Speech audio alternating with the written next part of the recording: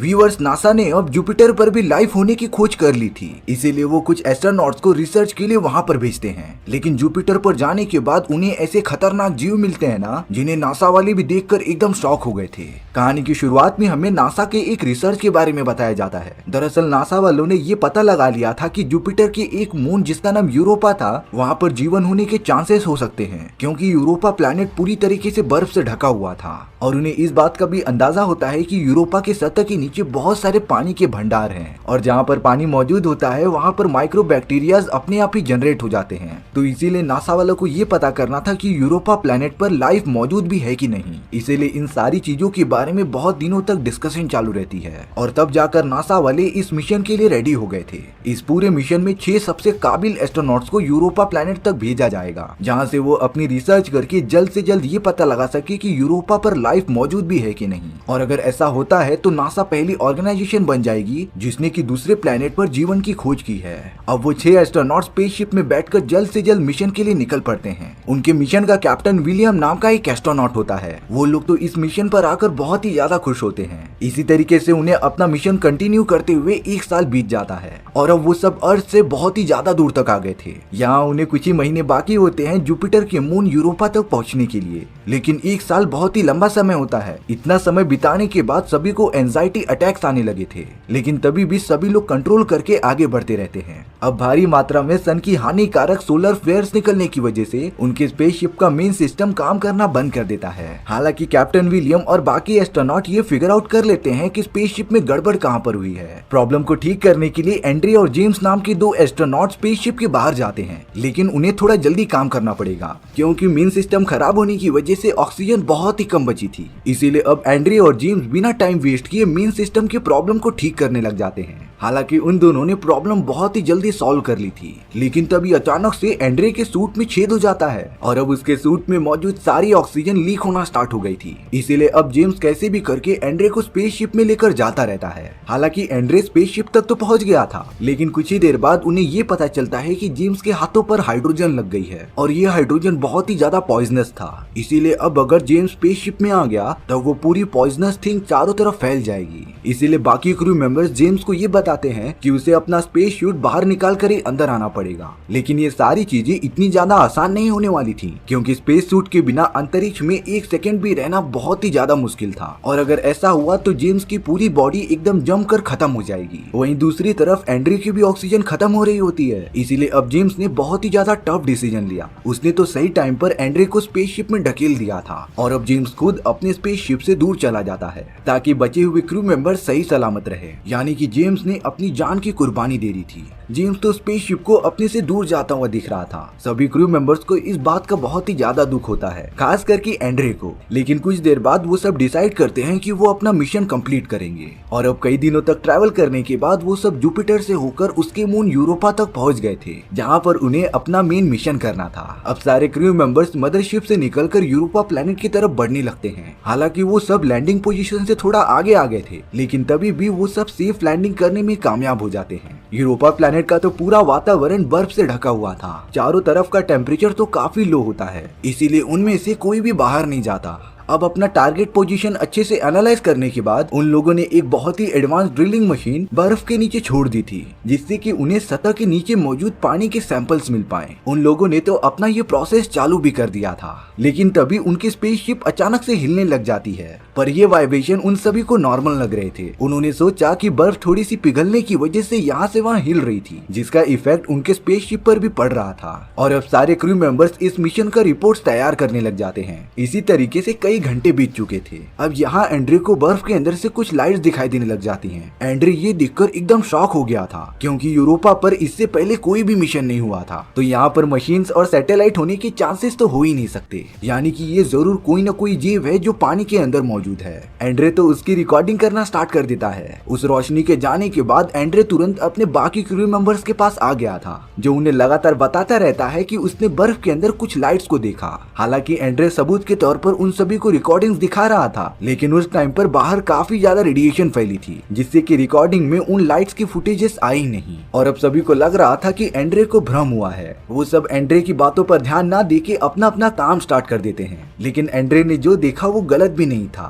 इसीलिए एंड्रे को तो नींद ही नहीं आती। वो लगातार बाहर की बर्फ की तरफ नजर रखता रहता है। कुछ देर बाद क्रू मेंबर्स को ये पता चल गया था कि उनकी ड्रिल मशीन जो उन्होंने बर्फ के अंदर भेजी थी वो बर्फ की सतह को पार करके अंदर के पानी तक पहुंच गई है। इस बात से सभी लोग थोड़ा सा खुश हो जाते हैं। वो लोग तो ड्रिलिंग मशीन में लगे कैमरे की मदद से सारी चीजें देख रहे थे। वहाँ पर तो एकदम प्योर पानी मौजूद था। वो सब पानी का सैंपल्स भी कलेक्ट करने लग जाते हैं। पर तभी उस जगह पर कुछ अजीब तरीके की लाइट्स आने लगी थी। देखने के बाद उन्हें पता चला कि ये लाइट्स ऊपर से नहीं बल्कि पानी की गहराई से आ रही हैं। इसीलिए चेक करने के लिए वो सब अपनी ड्रिलिंग मशीन को और भी अंदर भेजते हैं। लेकिन तभी थोड़ी देर बाद ही उनके ड्रिलिंग मशीन के सामने एक चमकती हुई चीज आ गई थी, जिससे टकराने के बाद ड्रिलिंग मशीन का कनेक्शन टूट जाता है। और अब सभी क्रू मेंबर्स ये नहीं देख सकते थे कि अंदर क्या हो रहा है, लेकिन उन्हें कुछ भी करके ये पता तो लगाना पड़ेगा कि उस जगह पर मौजूद क्या है। बहुत ही ज्यादा डिस्कस करने के बाद केटी नाम की एक एस्ट्रोनॉट तैयार हो गई थी बाहर जाकर सैंपल्स कलेक्ट करने के लिए, क्योंकि उन्हें कैसे भी करके इस मिशन को सक्सेसफुल बनाना था। और अब केटी अकेले ही सूट पहनकर बाहर निकल जाती है। बाकी सारे क्रू मेंबर्स केटी को सपोर्ट कर रहे थे।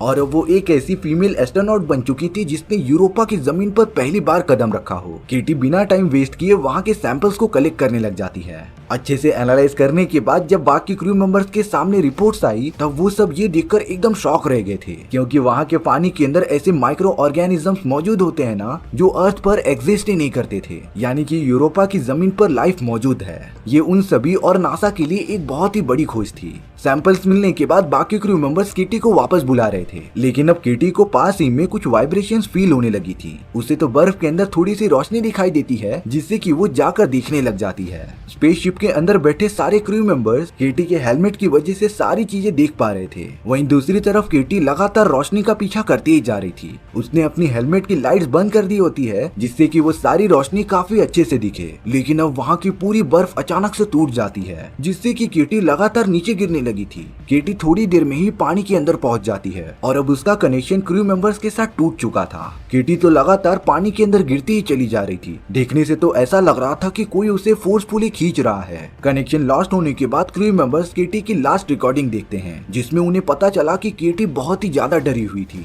और अब रिकॉर्डिंग को अच्छे से एनालाइज करने के बाद उन्हें केटी की आंखों में ब्लू लाइट्स दिखाई दी थी। केटी उसे देखकर बहुत ही ज्यादा डरी होती है, लेकिन अब अगले ही मोमेंट में उस भयानक चीज ने केटी को खत्म कर दिया था। इस बात से सारे क्रू मेंबर्स काफी डर जाते हैं। उन्हें इस बात का अंदाजा तो हो गया था कि वो चीज एक कॉम्प्लेक्स ऑर्गेनिज्म है जो यूरोपा प्लेनेट के ऊपर पहले से ही मौजूद था। उन्हें लग रहा था कि ये सारी चीजें काफी ज्यादा खतरनाक होने वाली थी, इसीलिए और रिस्क ना लेते हुए उन सभी ने ये डिसाइड किया था कि वो लोग वापस से अर्थ पर लौट जाएंगे, क्योंकि अब तक उनके 2 टीम मेंबर्स मारे जा चुके थे। कैप्टन विलियम बचे हुए क्रू मेंबर्स के साथ स्पेसशिप को लॉन्च करने के लिए रेडी हो जाता है। उन सभी ने जल्द से जल्द अपनी स्पेसशिप स्टार्ट करके वहाँ से उड़ना स्टार्ट कर दिया था, लेकिन स्पेसशिप में खराबी होने के कारण उसके इंजन ठीक से काम नहीं करते, जिसकी वजह से स्पेसशिप थोड़ी ऊपर जाने के बाद फिर से यूरोपा की जमीन की तरफ गिरने लग जाती है। लेकिन अब अगर ऐसा हुआ तो वो सब मारे जाएंगे, इसीलिए कैप्टन विलियम सही टाइम पर अपनी सीट से हटकर स्पेसशिप की वाटर शील्ड एक्टिवेट कर देते हैं और अब उनका स्पेसशिप तेजी से यूरोपा की जमीन पर गिर चुका था। स्पेसशिप को बहुत ज्यादा डैमेज होता है। एंड्रे और बाकी सब जब होश में आते हैं तब उन्हें ये शॉकिंग न्यूज पता चली कि उनके कैप्टन विलियम मारे जा चुके हैं। दरअसल विलियम ने अपनी सीट बेल्ट खोल ली थी, जिससे कि वो लैंडिंग होने पर काफी ऊंचाई से नीचे गिर गया था और अब उन सारे एस्ट्रोनॉट्स में से एक और एस्ट्रोनॉट मारा जाता है। हालांकि वाटर शील्ड की वजह से वो सब थोड़ी देर के लिए बच गए थे, लेकिन अब स्पेसशिप खराब होने के कारण बाहर की रेडिएशंस अंदर आने लगी थी।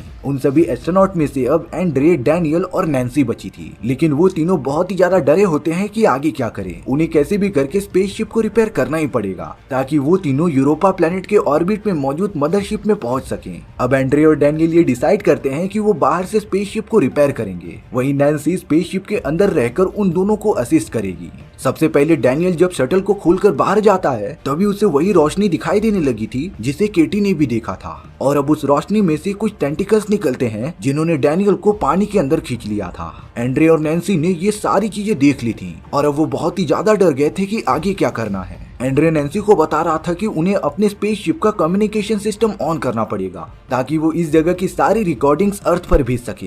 एंड्रे को इस बात का अंदाजा तो हो गया था कि वो सब वापस नहीं जा सकते, एटलीस्ट वो सब अर्थ पर मौजूद नासा वालों को ये मैसेज प्रोवाइड कर सके कि यूरोपा पर लाइफ मौजूद है। शिप का कम्युनिकेशन सिस्टम ऑन करने के लिए सबसे पहले लाइफ सपोर्ट सिस्टम को बंद करना होगा, यानी कि इसका मतलब था कि एंड्रे और नैन्सी को अपनी जान की कुर्बानी देनी पड़ेगी। एंड्रे तुरंत बाहर जाकर कम्युनिकेशन सिस्टम को ऑन करने लग जाता है। हालांकि उसने सही टाइम पर सब कुछ ठीक कर दिया था, लेकिन अब एंड्रे को भी वही खतरनाक क्रिएचर पानी के अंदर खींचकर मार देता है। अब सारे एस्ट्रोनॉट्स में से सिर्फ नैन्सी ही बची थी। नैन्सी तुरंत उस जगह की रिकॉर्डिंग ऑन करके अर्थ पर भेजना स्टार्ट कर देती है। उसने तो जानबूझकर स्पेसशिप का डोर ओपन कर दिया था, जिससे कि अब धीरे धीरे पानी अंदर आना स्टार्ट हो जाता है। ये सारी चीजें रिकॉर्ड होकर अर्थ पर ट्रांसफर होती जा रही थी। उसी पानी के अंदर नीले कलर की रोशनी आती है, जो और कुछ नहीं वही खतरनाक क्रिएचर था। और अब उस खतरनाक क्रिएचर ने अपने बड़े बड़े टेंटिकल्स निकालकर नैन्सी और पूरे स्पेसशिप को ही अंदर खींच लिया होता है। तभी सारी चीजें एकदम से ब्लैंक हो जाती हैं और अब हमारी कहानी भी यहीं पर खत्म हो गई थी। दरअसल कहानी के अंदर उस पॉसिबिलिटी को बताया गया है कि गैलेक्सी के दूसरे प्लैनेट्स पर भी जीवन मौजूद हो सकता है और इन सारी चीजों से हम इंसान अभी तक अनजान हैं। लेकिन फ्यूचर में हमें इतने खतरनाक न्यूज मिलने वाले हैं ना, जिससे कि स्पेस एक्सप्लोरेशन का पूरा सिस्टम ही हिल जाएगा। आपको ये स्टोरी कैसी लगी कमेंट सेक्शन में बताना भूलना मत। और अगर आपको मेरा एक्सप्लेनेशन 1% भी अच्छा लगा होगा ना, तो वीडियो को लाइक एंड चैनल को सब्सक्राइब भी जरूर कर देना, क्योंकि इससे मुझे बहुत ज्यादा मोटिवेशन मिलता है आपके लिए इसी तरीके की साइंस फिक्शन मूवीज ढूंढ कर लाने के लिए। तो मिलते हैं नेक्स्ट वीडियो में। सी या।